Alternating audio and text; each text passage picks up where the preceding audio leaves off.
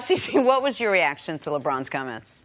I know this because I remember when I got the phone call. A guy, William Wesley, Worldwide West. He was like, Chris, hey, man, there's a kid in Ohio, man. He's 14 years old. He's the next Michael Jordan. I was like, what? He said, yeah, his name's LeBron James.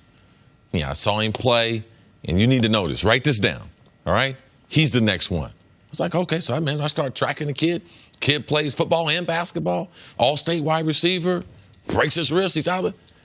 Man, ever since, this is all this kid has done. He's playing with tattoos. He's got the tattoos on his high school uniform. He's got them covered up. He's playing on national TV. He's on the cover of Sports Illustrated. They said he gave himself a nickname. Oh, he was driving a Range Rover? No, a Hummer. A Hummer. A Hummer, right? Too. Yeah. Right. It was just like criticism after criticism. Criticized his mom for the way she brought him up. Man, she was just trying to survive. Criticized everything that happened. Man, how did the Cavs get the first pick? Oh, they criticized that. And he's going to be in Cleveland, where he grew up, close to his home, 33 miles. It's been nothing but criticism after criticism after criticism after criticism. And LeBron is right. He's not lying this time when he says, of course, I'm used to it.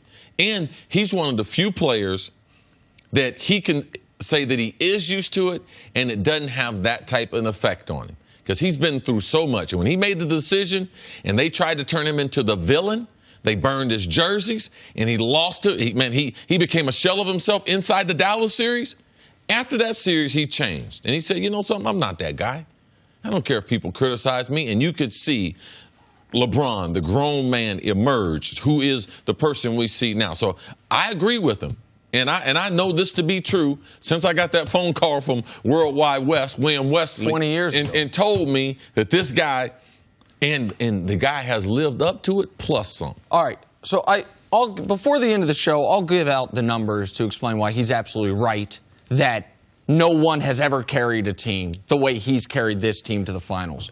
But I just want to remind the audience about where we're at on the criticism of LeBron James. Because, listen, with great power comes great responsibility, and the star athletes are going to be criticized more. But we have, in these playoffs, criticized LeBron for the way he took a game-winning shot that he made.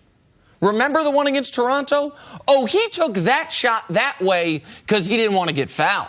Remember that one? Oh yeah. We have criticized LeBron before this video came out. In a finals game where he went 51-8-8, the pass that he made that led to what would have been the game-winning layup, well, why didn't he take that shot? Yeah. What was he scared of? LeBron would have, Jordan would have taken it. Kobe would have taken it. Forget the fact that the pass had an open layup and then a guy who's an over 80% free throw shooter taking the free throws. And then manna from heaven for the people who are just the vultures on this video comes out. It's like, oh, and now we have moved the criticism to LeBron was not a good enough teammate. There is not a human being in the history of pro sports that has done more for his teammates than this man this year.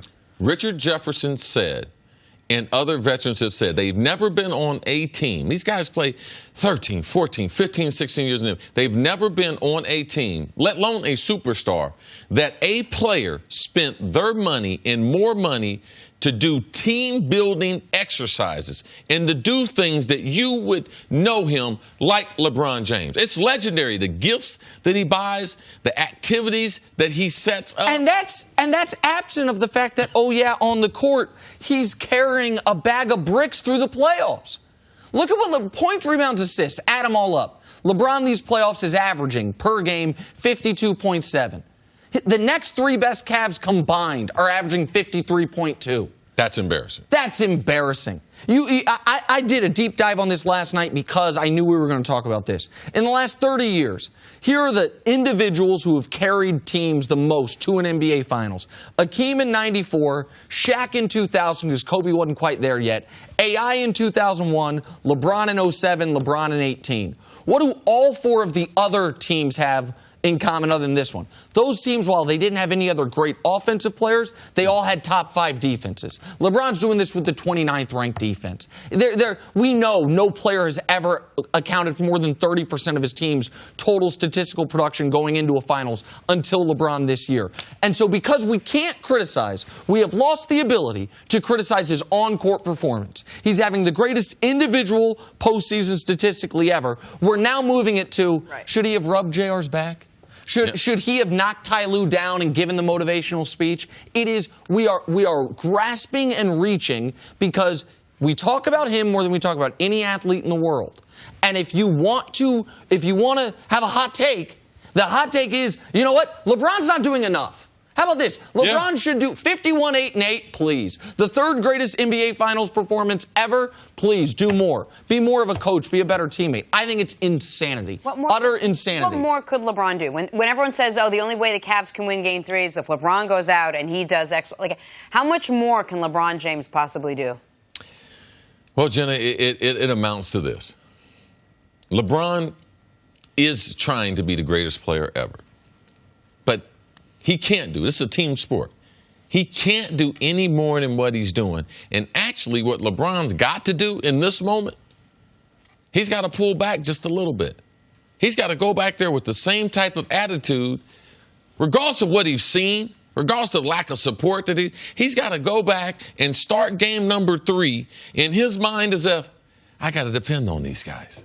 I got to get the ball in a scoring position and try to feed guys so that they can get shots. Try to create offense. I need to hustle on defense. I need to lead this team in deflections, rebounds, assists, everything. That's what LeBron's got to do because that's what champions do. That's what I expect him to do. And I believe that's what LeBron will do. He's not going to overexert himself and play out of control in tonight's games. And his number one skill, and it's the thing that people were holding back for, he's like Jordan, but he's also like Magic Johnson. He's going to start this game deferring to his teammates, trying to get good shots to play winning basketball. I guess if LeBron really wants to be Jordan and LeBron really wants to be considered the greatest player ever, he should have done what Jordan would do in that spot, which is punch a teammate in the jaw, right? Because like that happened. We know that now. It was in practice. That was and Jordan is one of the 2 greatest basketball players ever. Right. But he didn't have to deal with this type of micro-analysis of things that aren't even on the court.